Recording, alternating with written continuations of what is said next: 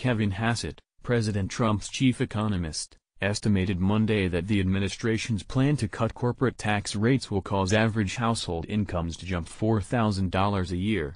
Evan Vucci/Associated Press recently asserted that Kevin Hassett deserved a failing grade for his analysis, projecting that the Trump administration proposal to reduce the corporate tax rate from 35% to 20% would raise the wages of an average American family between $4,000 to $9,000.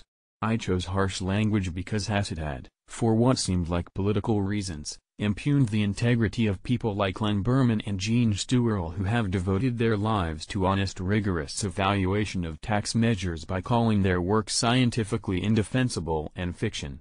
Since there have been a variety of comments on the economics of corporate tax reduction, some further discussion seems warranted. The analysis from Hassett, chief of the White House Council of Economic Advisers (CEA), relies heavily on correlations between corporate tax rates and wages in other countries to argue that a cut in the corporate tax rate would boost returns to labor very substantially.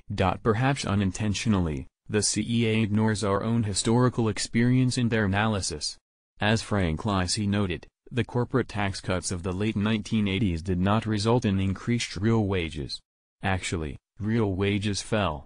The same is true in the United Kingdom, as highlighted by Kimberly Clausing and Edward Kleinbard.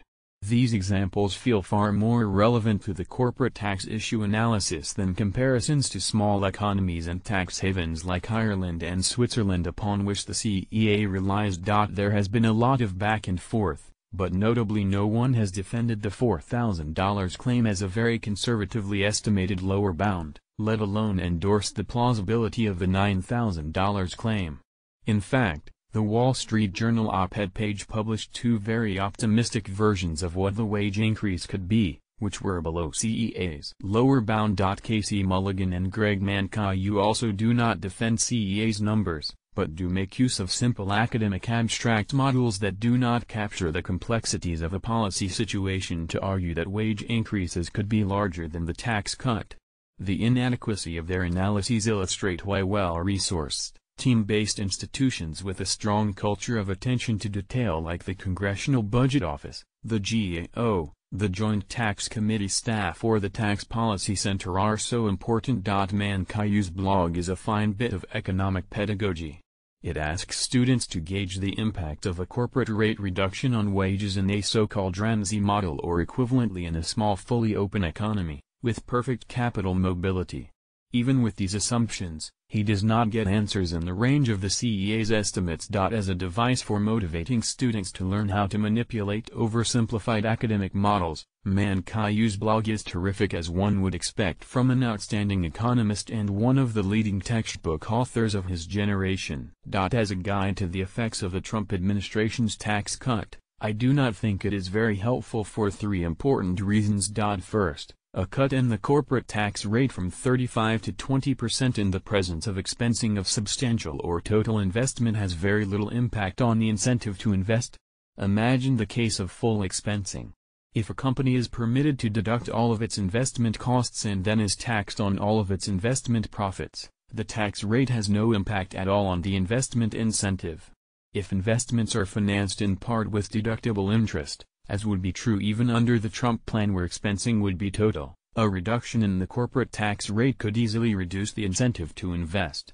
Mankiw assumes implicitly that capital lasts forever and companies take no depreciation and engage in no debt finance. This is not the world we live in. Second, neither the Ramsey model nor the small open economy model is a reasonable approximation for the world we live in. In the Ramsey model, savings are infinitely elastic, so the real interest rate always returns to some fixed level.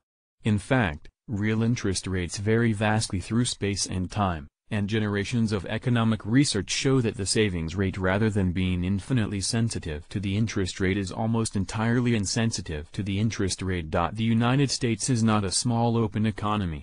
If it were, the effect of an effective investment incentive would be a major increase in the trade deficit as capital inflows forced in excess of imports over exports.